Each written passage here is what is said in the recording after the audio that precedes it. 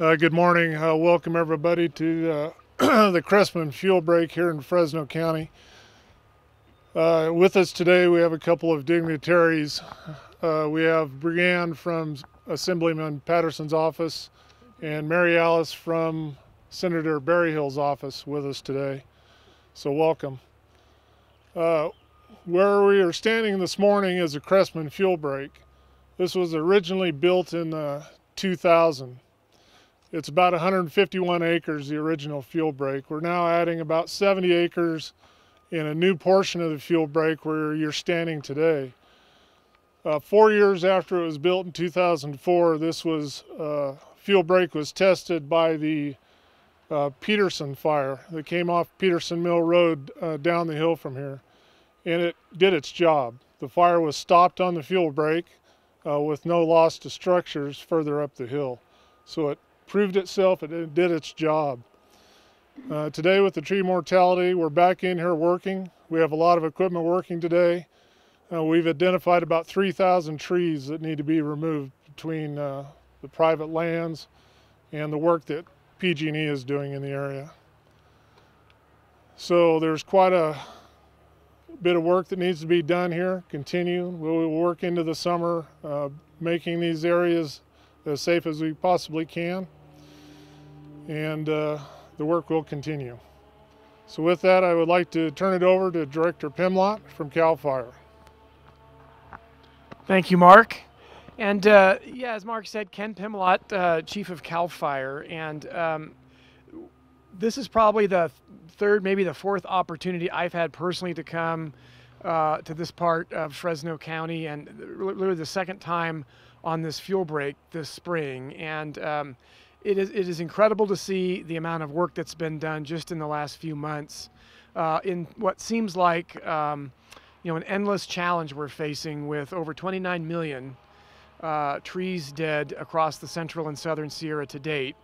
And as we make some additional monitoring flights here in the coming weeks, that number will be updated and most certainly grow significantly. But what's going on the ground here on this fuel break is something we're doing statewide in conjunction with our cooperators at the federal, local level, our partners with the variety of fire safe councils and other partners around the state. CAL FIRE brought on 400 firefighters early this year. We continue to support the augmentation because of the drought conditions we've been facing in the last several years. And have had support from Governor Brown to bring on additional resources, both firefighters, aircraft, and other resources. Well, this year we chose to bring these firefighters on early, get trained to be prepared for fire season. But in the interim, they're actively engaged in projects like this around the state. Fuel breaks, fire prevention activities, education, helping homeowners with information on how to provide defensible space around their homes to meet their responsibility. And it's an incredible amount of work that's been going into this, again, statewide. And it's not just CAL FIRE, working with our partners you see here today, Southern California Edison, the Forest Service, Caltrans, many other agencies and organizations working to address this issue. Our concern, of course, is going into another potentially fifth year of drought. We have certainly north of Sacramento seen a fair amount of precipitation and rainfall this year, but Fresno, this county here, is clearly has not been seen the benefit of those kind of conditions. We're literally just driving up here today, the parched conditions, the grass has already turned, and we're seeing initial attack fires occurring already around Fresno, the foothills south of here, and along the Central Valley on the west side and in Southern California. So we're in it. We're in fire season, and we're, again, prepared. The key is that fire agencies are prepared, but the key is homeowners need to be prepared. We can't do this by ourselves, and I know we talk about this every year, but this community right here, this area, is a classic or a perfect example of why homeowners need to be doing their part and paying heed to what we call ready, set, go. And that's the ready part is what's going on right now. Homeowners doing their defensible space, preparing for the coming fire season.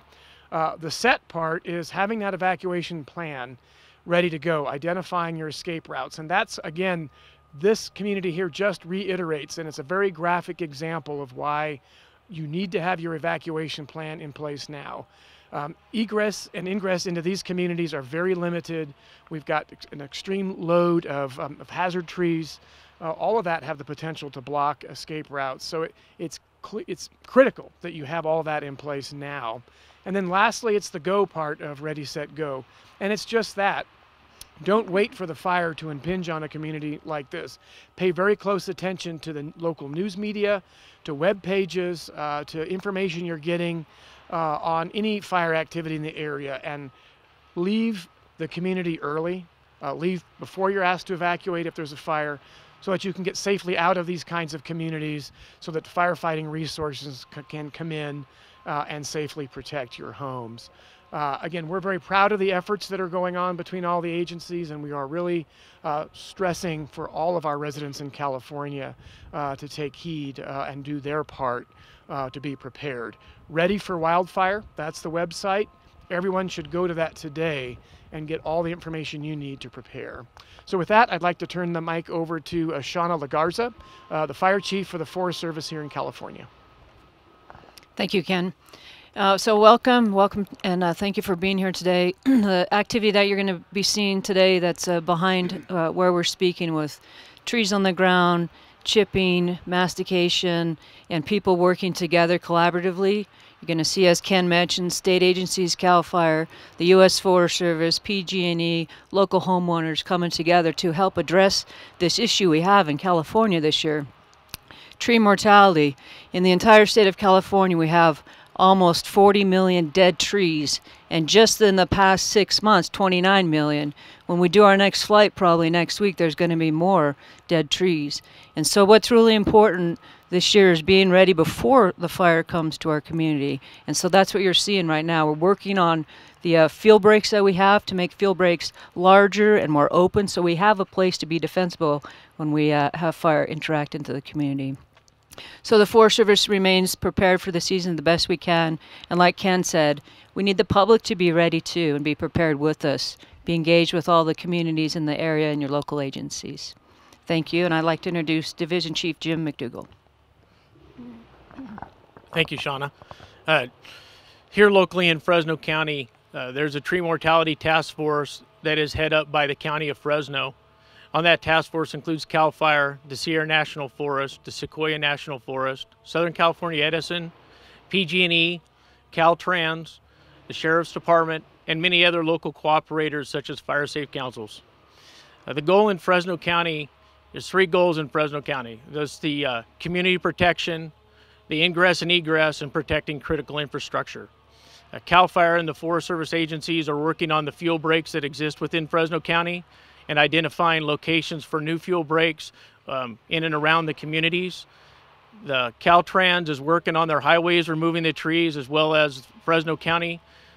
They have some grants to the SRA fee program where they've removed 1,000 trees so far within the right-of-way of Fresno County. PG&E and Caltrans and Southern California Edison are cooperating with that, where they're removing the trees within those areas where the county or the Caltrans is removing trees along the roads and within our fuel breaks. So it's a very cooperative effort here in Fresno County. Everybody's very focused on the issue at hand, and we continue to work together to be successful in creating some protection for the communities.